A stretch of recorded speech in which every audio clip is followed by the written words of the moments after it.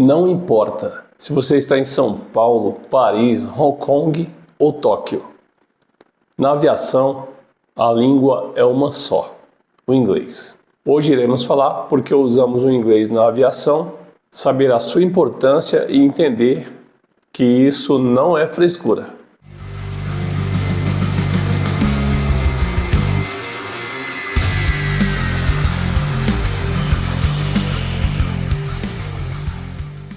E a nossa nave SpaceX já está no ar, trazendo a seguinte missão. Bem, eu fiz questão de trazer esse assunto logo no começo do canal aqui, para preparar o terreno para os meus próximos vídeos. Vocês vão perceber que o inglês aparece muitas vezes. É claro, eu estou falando em português, mas de vez em quando entra uma palavra, um termo. E isso é o que acontece na aviação, é normal isso. Vai acontecer aqui no canal e vai acontecer nos hangares da vida por aí. E antes de mais nada, eu gostaria de falar o seguinte. Sejam bem-vindos ao nosso SpaceX.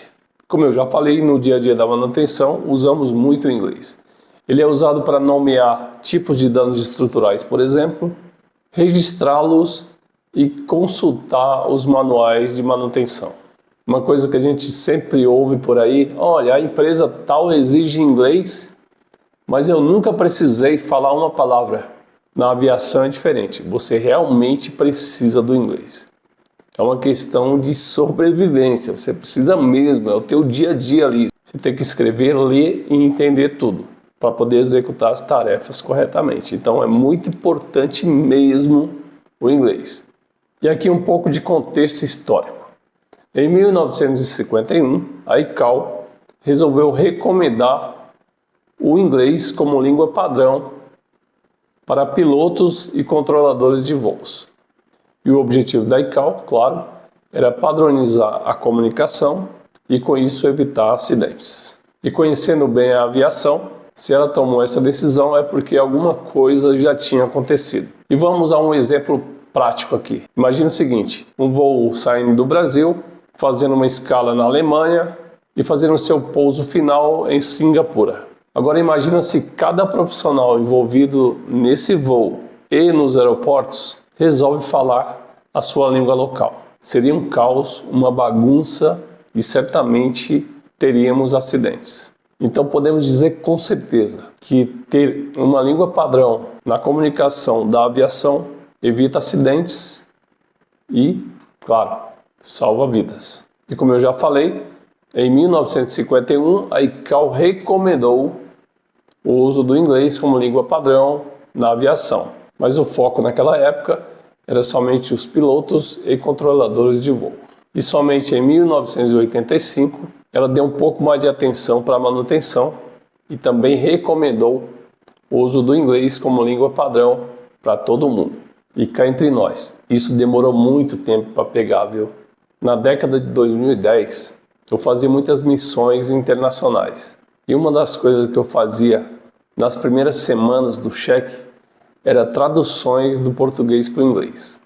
Apesar de já ser uma exigência, alguns mecânicos, alguns técnicos insistiam em abrir NRCs em português.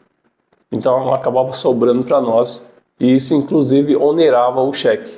E acrescentando só uma coisa, o que de fato fez os operadores levar mais a sério o lance do inglês foram os redeliveries. Como vocês sabem, os aviões hoje não pertencem às empresas aéreas. Eles têm um dono e esses donos arrendam esses aviões para os operadores. E chega um dado momento que esse avião precisa ser entregue, que é o que a gente chama de redelivery. E durante esse cheque redelivery não pode ter nada em português. E quando tem, claro, esse cheque vai demorar muito mais. Então a gente pode até concluir que a padronização do inglês nos registros de manutenção, além de evitar acidentes, é também uma questão econômica. E para você que está pensando em ingressar agora na manutenção, eu te digo o seguinte, calma, não se assuste. Apesar de eu ter falado tudo isso, mas você vai perceber que no dia a dia a coisa é muito mais tranquila e você vai absorver essa cultura muito rapidamente, tá bom? Você vai perceber que algumas palavras e termos acabam entrando no teu vocabulário naturalmente. Então daqui a pouco você está inserindo essas palavras e usando com muita naturalidade. Trouxe aqui alguns exemplos do que eu ouço por aí. Vamos lá. Encontrei um gauge no skin da aeronave. Esse nick tá muito profundo. Tem um lightning strike na tip da asa. O dano está fora do allowable damage. É necessário fazer um blend out aqui. O doubler foi instalado. É necessário fazer um trim out aqui. A frame está trincada. O stringer tem corrosão. É muita coisa. Então é assim. O dia a dia é assim. Portanto, não se assustem. Se o seu sonho é entrar na aviação, mantenha esse sonho, estude inglês, chegue na manutenção já com o seu inglês lá de fora, para você absorver esses termos e essas palavras técnicas, tá bom? Essa base que vem de fora vai te ajudar muito no dia a dia. Não chega sem nada na manutenção, que aí você vai ter muita dificuldade e vai ser um profissional limitado. E já aproveito para informar que em breve farei um vídeo apresentando todos os tipos de danos estruturais e seus nomes em inglês. E aliás, já se inscreva para se garantir que você vai ver todos esses conteúdos aí pela frente. E o objetivo do canal é ajudar vocês, tá bom? Isso que eu acabei de falar, que você acaba aprendendo no dia a dia, é o inglês técnico. Então, mais uma vez, você precisa dessa base que vem da escola, aí talvez 1 ou 2 anos de escola de inglês, para poder chegar na manutenção preparado. E na manutenção vai ser fácil, porque você toca na peça, você vê a peça, você repara, você trabalha com ela. Por exemplo, essa é uma frame, você vai aprender que ela é uma frame e não vai fazer traduções. Isso aqui é o skin da fuselagem, você vai aprender que o nome daquilo é skin e não vai ficar traduzindo, isso é um revestimento. Você vai chamar de skin e vai se naturalizar tranquilamente no teu vocabulário. A manutenção é assim, o nosso dia a dia é assim. E aqui no canal não será diferente. De vez em quando eu vou falar algumas palavras. Claro, vou tentar traduzir na tela ou mostrar uma imagem que é até melhor, mas preparem-se, vai ter muito isso por aqui. E se você está começando agora na carreira, lembre-se do seguinte: tirar as licenças da ANAC e aprender inglês tem a mesma importância. Uma coisa não caminha sem a outra. O profissional que não investe no inglês acaba ficando no chão, enquanto o seu amigo que tem inglês decola e decola facilmente. Eu tenho 36 anos de experiência na aviação e já vi isso acontecer inúmeras vezes. O inglês tem muita importância. E aqui um reforço: o inglês não é apenas uma exigência burocrática, ele é uma questão operacional.